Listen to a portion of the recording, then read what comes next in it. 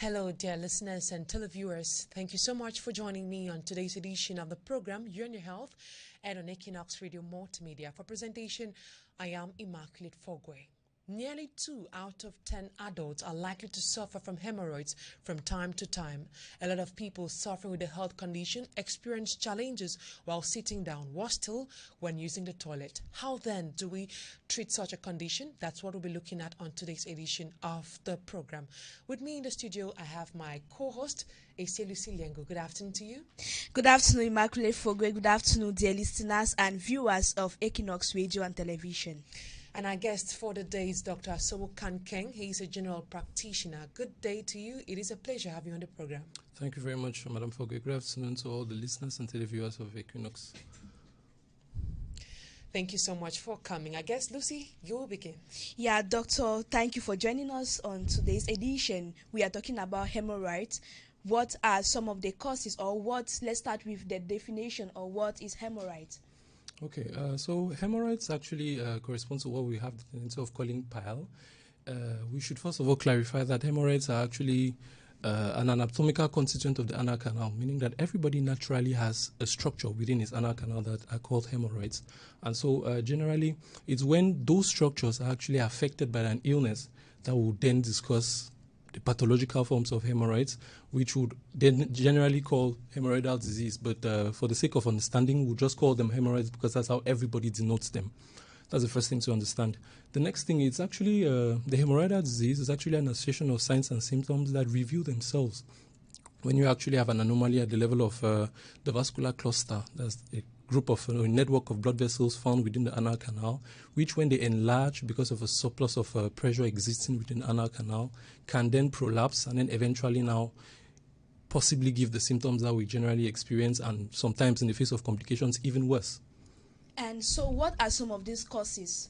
What causes hemorrhoids? Okay, so the first thing to understand is that hemorrhoids is favored, or hemorrhoidal disease is favored by a list of risk factors.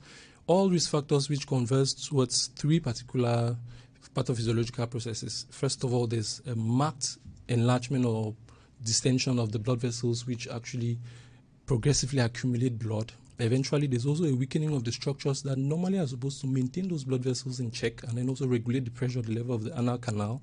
And then eventually now you definitely have the engorgement and the enlargement, eventually the prolapse, which gives the violent symptoms that we have the tendency of experiencing. But if we should discuss the risk factors, there are so many factors that will actually predispose you to having hemorrhoids.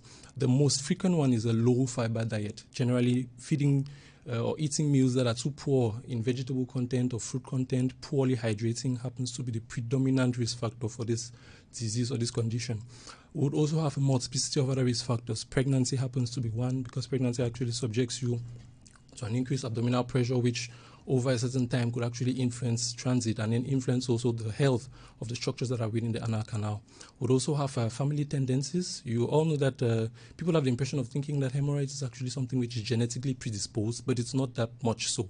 It's just because when you're actually living in a home with people, you guys have the tendency of subscribing to a particular dietary modality. You have the tendency of actually observing the same habits. And so everybody who actually emerged from that household, or call it home, would have a tendency of perpetuating those particular habits, dietary or otherwise, which predispose him or her now to eventually developing hemorrhoidal disease. We also have multiplicity of factors like high economic status. The rich actually are a bit more predisposed to having hemorrhoids because they have the tendency of subscribing to dietary risk factors that will definitely push them towards the disease. Likewise, living in a rural area, because of the dietary choices, essentially tubers, sometimes associated with vegetables, but the monotonous use of tubers actually would influence constipation, and then the chronic constipation in the long run now would sustain hemorrhoidal pathologies. We could also have deviant sexual practices like anal intercourse. We could also have the adoption of relatively questionable postures over a long period of time. They could also be the fact that you have the tendency of subscribing to some particular dietary habits that predispose you to obesity, because obesity actually constitutes a major risk factor as well of the hemorrhoidal disease. So that's just a few, and so many more that could actually predispose you to developing the pathology along the line. You earlier talked about vegetables, fruits. Is there any connection between hemorrhoids and constipation? Exactly. Constipation is actually the pathophysiological is one of the elements that is incriminated in the pathophysiology of the disease. If you're constipated, by default, you're going to have a tendency of actually exerting a lot of pressure on the abdominal muscles to be able to evacuate bowel content or to carry out bowel movements. By default, the fact that, first of all, the fecal material is quite hard would now exert a greater pressure on the vascular bundle or the cluster of vessels that we just discussed at the level of the anal canal, and then progressively as well would influence the tonicity that the sphincter has and also influence the actual structure that those bundles actually have, hence now provoking an engorgement which over time would provoke now a progressive prolapse of the hemorrhoids in themselves. How common are hemorrhoids with the context of Cameroon? Okay. The hemorrhoidal disease sadly has not been investigated thoroughly in Cameroon, but worldwide prevalence stands at about 4.5% of the world population. And the few studies that have been done are basically just studies that have been actually investigating the percentage of hemorrhoidal disease amongst people who present with anorectal pathologies, that's various other pathologies of the anorectal area or component of the GIT. And so amongst the patients who are actually presenting with anorectal disease, there are about 64% of those who actually have hemorrhoidal pathology, So this study is basically just one of few studies that were conducted in specific health centers in Yaoundé.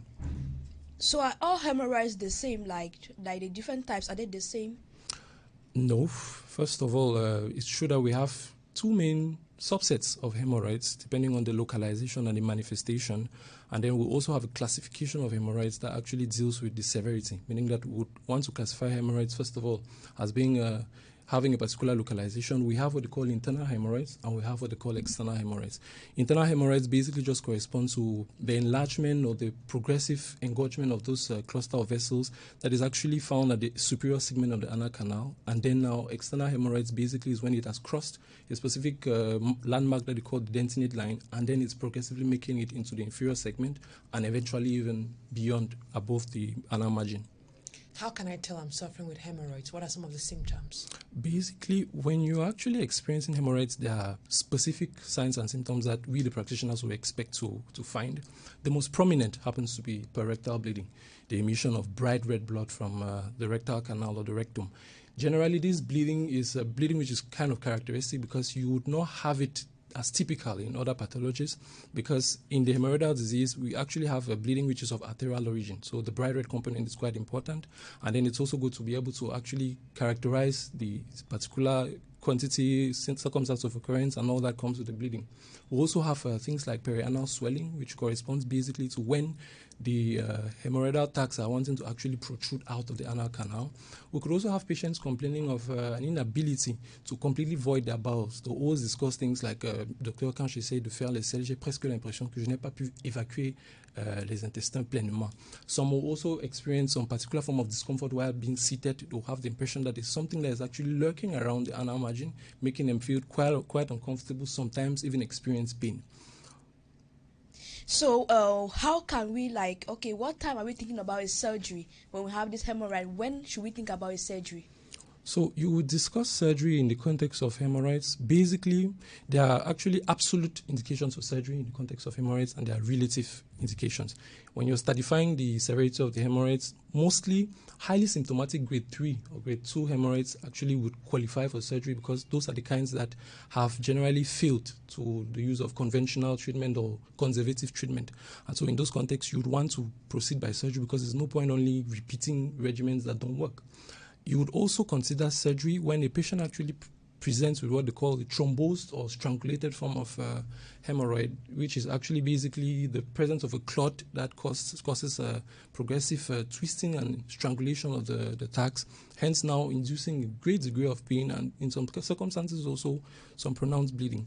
So, just continue. So in the context of grade 4 hemorrhoids, you want to do immediate surgery, because grade 4 hemorrhoids is actually when this an invincible protrusion of the sacs, meaning that you cannot reduce them by any other means but surgery, which is the excision now of the hemorrhoidal sacs in themselves. Due to time constraints, we'll take this last question. When it comes to external and internal hemorrhoids, is the treatment the same? Basically, the treatment is more or less dependent on the severity. You would actually need to always confirm the kind of hemorrhoids that you're dealing with before discussing a treatment, which is what we do not have the possibility of discussing. you would need to actually do a clinical evaluation during the consultation, but there are also extra examinations or lab tests that have to be done. In this context, we're discussing things like erectosigmoidoscopy and an anoscopy, which determines exactly the kind of hemorrhoid you're working with. If now you've actually identified that it's either internal or external, and then you've graded the severity, those are the actual elements that you're using to say you're going to go with the conservative management with dietary changes, lifestyle modifications, and perhaps treatment, and otherwise you're going to go maybe with the non-surgical but ambulatory options which are done in the hospital, or possibly the surgical options. Lucy, any last question? No, due to time we cannot really go ahead. Let's take this last one then. For prevention, how then can we prevent ourselves from being victims? Very short. Okay, so to actually avoid the hemorrhoidal disease, you should first of all always subscribe to a diet that is vegetable rich. You should actually struggle to eat meals that are rich in dietary fibers. You should make sure to hydrate adequately, at least 3 to 4 liters of water in 24 hours. 24 hours spread out through the day, not you drinking water only in the evening or only in the morning. You should also be aware of the fact that you actually have to do what they call bowel training to make sure that you actually have bowel habits that are actually consistent with your actual eating habits as well, meaning that it will be ideal if you could actually void your bowels in the morning and in the evening. Dr. Asobo Khan King, general practitioner right here in the city of Douala. Thank you so much for your keen attention, ladies and gentlemen. That will put an end to today's edition of the program You and Your Health. Have a lovely evening in the company of more interesting programs on Equinoxe Radio and, of course, television. So